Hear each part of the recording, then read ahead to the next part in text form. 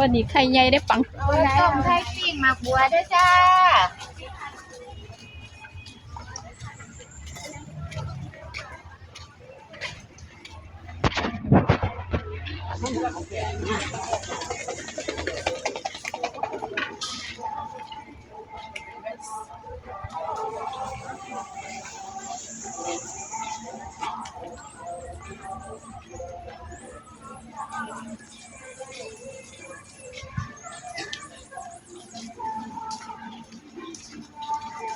น้ำผึ้งอะไร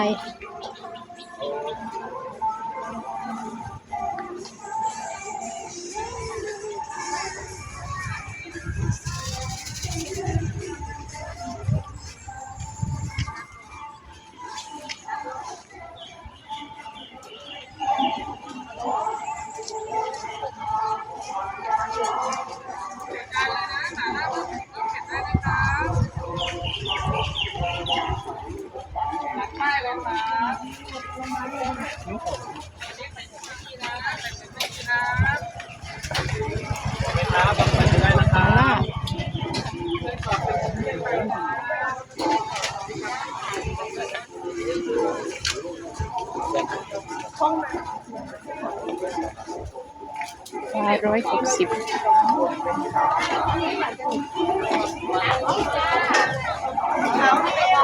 เป็นเกงไอ้พวกหัวไม่ถึง70 บาท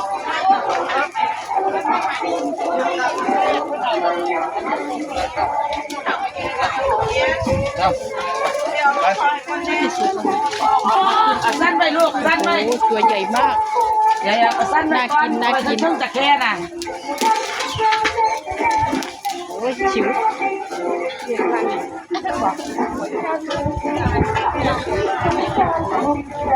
แม่มันจะต้มไข่นานหรือเปล่า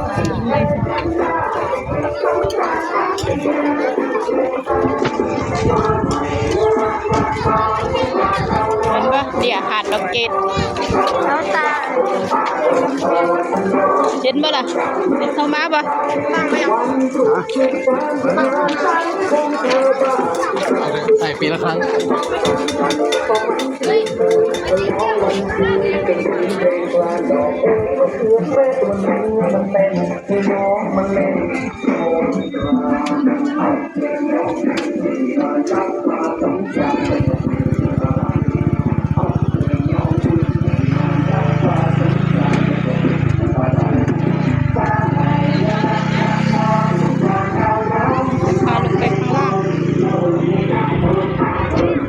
คนเยอะมาก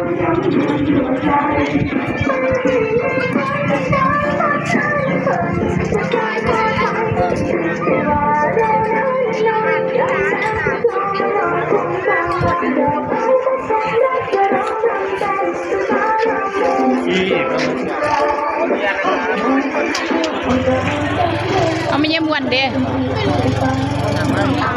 ฮะก็ไม่เห็นเขามาติ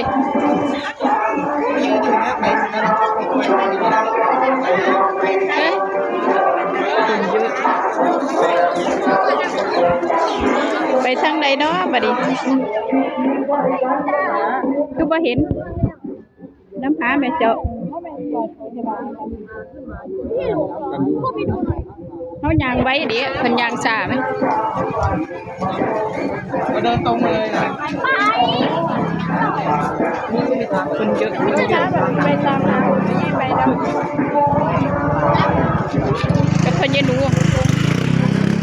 ไปเอาลงไปก่อนไปเบื้องน้ำเดินก่อน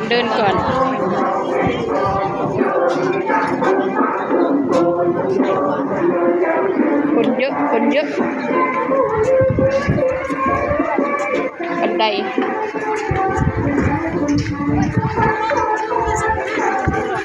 ง่วงเหรอโอ้เที่ยวพัทยาไหลไหนมากโอ้โหน่ากิน20 บาท น้องจะพร้อมเคลียร์ลงไปก่อนแล้วใช่บ่ โอ้โห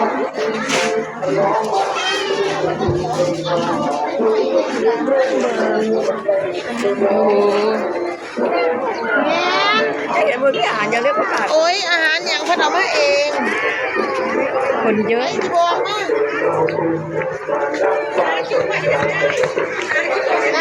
นเพิ่นเวียดนามเขาได้เสียหมวกสีเขียวๆนั่นแหละ ถ้าหน้าร้อนจะเยอะกว่านี้ถ้าร้อน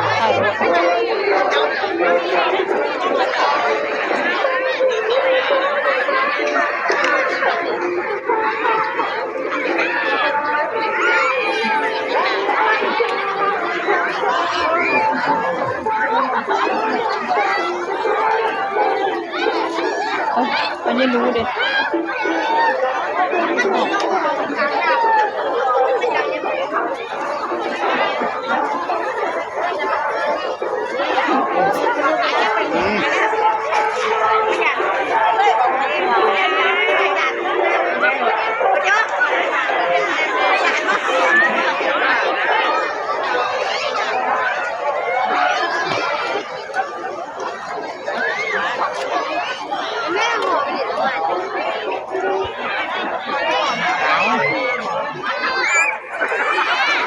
มื้อนั้นสิเห็นเฮาบ่ล่ะ ยาวเอาหน้า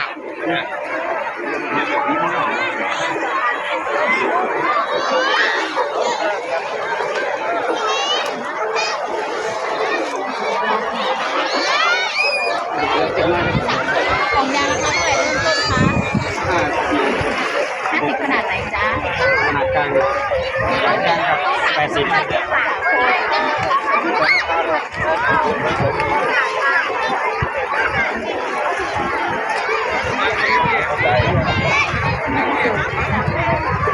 เห็นมาไป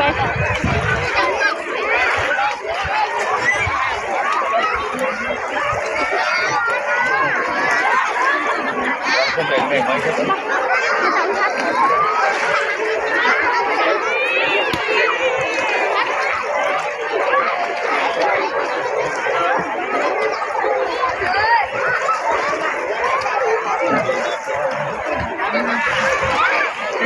ล่นน้ำเสียงลำเปล่าคนเยอะมาก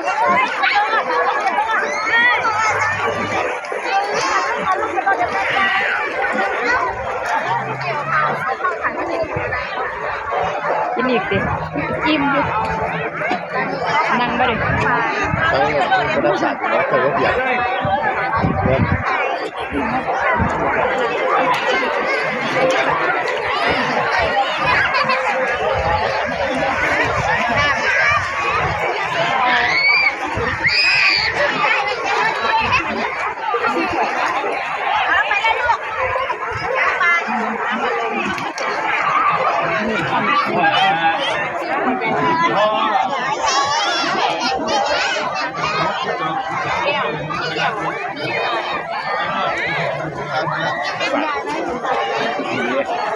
นะจะต้นค่ะ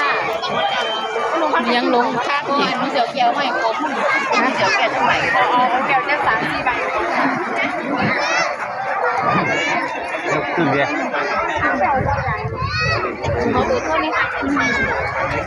แม่ชูชีพอ่ะแม่แม่ ตามไปว่าผมต้องไปแล้วกับ แ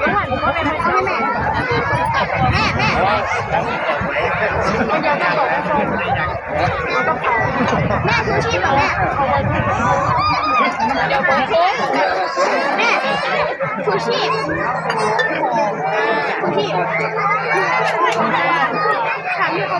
ร่วนไงวะ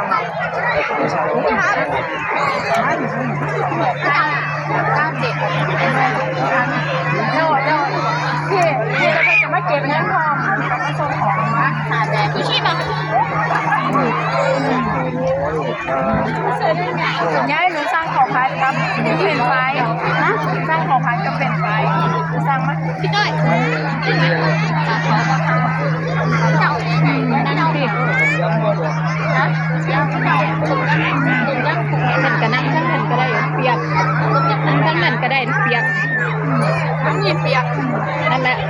นี่ก็เลยทั้ง ไปเล่นน้ำต่อ จะต้องเป็นน้ำ มาเล่นน้ำบ่บ